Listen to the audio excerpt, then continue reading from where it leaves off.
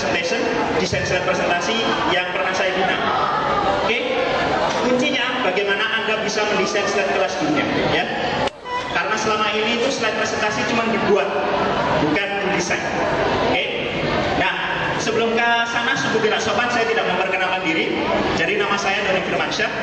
S1 saya di UNER. Ada anak UNER di sini? Coba angkat tangannya. Wih, tepuk tangan dong untuk UNER ya. Saya S2-nya di UNESA. Ada anak UNESA di sini? Oke, tepuk tangan juga untuk UNESA ya. Nah, saya selama ini aktivitasnya pakar slide presentasi. Saya punya perusahaan sendiri kreasi presentasi. Saya menulis buku Gramedia, Agromedia. Saya sudah nulis 3 buku, sekarang lagi nulis buku keempat. Ini Facebook, Twitter, website saya, dan feed BB saya.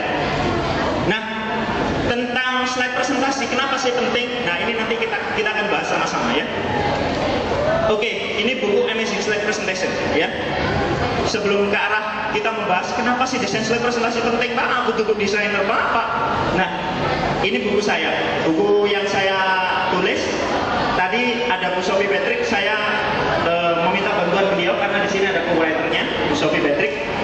Jadi kalau misalnya ada yang punya ide, ada yang punya gagasan, datang ke beliau ya. Nah, buku Amazing Slide Presentation ini sebenarnya bukan diinspirasi oleh saya sendiri, enggak. Saya mendapatkan ide ini ketika di akhir tahun 2010 saya membaca buku ini ya. Buku ini Presentation Z, ditulis sama Gary Knowles. Siapa itu Gary Knowles? Gary Knowles adalah pakar desain dan komunikasi nomor 1 ya. Dia sekarang juga menjadi dosen di Kansai Gaidai University Osaka. Nah, dia sudah menulis banyak buku, dan buku yang paling laris yang menjadi bestseller dunia adalah buku Presentation Z ini. Bagi Anda yang belum tahu siapa Gary Knowles, ini orangnya ya. Ini guru desain saya.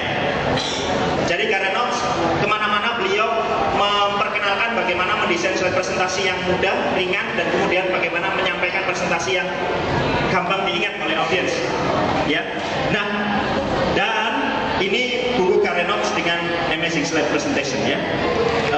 Dan mohon doanya di awal tahun 2014 saya akan belajar langsung dengan Gary Knowles, bertemu dia di Osaka.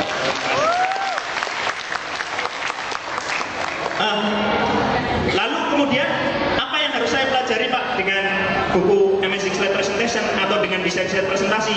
Begini, selama 20 menit ke depan ya, saya akan bersama saya ingin Anda membayangkan gini. Pernahkah Anda berjalan di sebuah gurun ya, yang itu kering, gersang, panas ya? Kira-kira betah nggak berlama-lama di sana? Dan saya juga mendapatkan informasi bahwa 95% presentasi di dunia itu membosankan.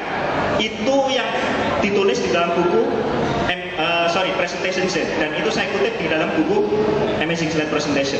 Saya ingin Amazing Slide Presentation itu ibaratkan sebuah tempat air yang kemudian menyirami gurun, sehingga semua presentasi di Indonesia itu nanti bisa menginspirasi ya. Guru yang baik adalah guru yang mengajarkan, tetapi guru yang terbaik adalah guru yang menginspirasi. Saya ingin semuanya bisa menjadi seperti ini. Maka dalam 20 menit ke depan saya ingin belajar bersama Anda tentang bagaimana mendesain slide presentasi kurang dari 2 menit. Gimana Pak caranya? Insya Allah nanti ada clue-cluenya, ada tips-tipsnya. Nah, saya ingin mengajak Anda ke kantor saya. Ini karena ini virtual, kantor virtual, saya ingin menjelaskan bahwa presentasi itu terdiri dari 3 hal. Biasanya ini diabaikan oleh banyak orang ya. Presentasi itu terdiri dari 3. 1, konten atau materi ya. Materi presentasi itu penting. Yang kedua, presentasi itu terdiri dari media ya. Dan yang terakhir, presentasi itu delivery. Delivery adalah cara menyampaikannya ya. Ini semuanya satu kesatuan, tidak bisa tidak bisa dipisahkan. Saya di sini tidak berbicara tentang konten. Kenapa? Kalau saya berbicara tentang konten, maka ada 2 hal yang bisa Anda lakukan. Pertama, Anda membaca banyak artikel dan banyak buku. Pembicara-pembicara hebat pasti di rumahnya itu memiliki banyak koleksi buku perpustakaan. Tidak ada satupun pembicara kelas dunia yang rumahnya itu kosong dari buku, tidak ada. Nah, kalau misalnya Anda ingin punya konten yang orisinil, caranya cuma satu. Anda harus nulis buku, ya. Saya rekomendasikan supaya Anda ke sini. Kenapa? Karena Asa Media itu